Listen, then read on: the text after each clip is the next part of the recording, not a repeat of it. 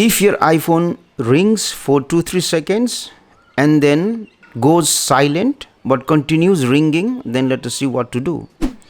You have to go to settings here, go to this option Face ID and passcode, enter the passcode of your iPhone, and then there are two options that you have to disable.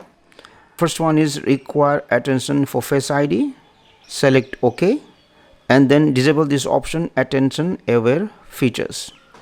So once you have done this one, the other thing that you have to do is, if you have an Apple Watch and if you have connected it with your iPhone, then unpair the Apple Watch at first.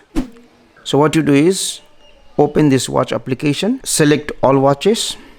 So I have an Apple Watch connected to my iPhone. Tap on this eye icon here and select this option unpair Apple Watch.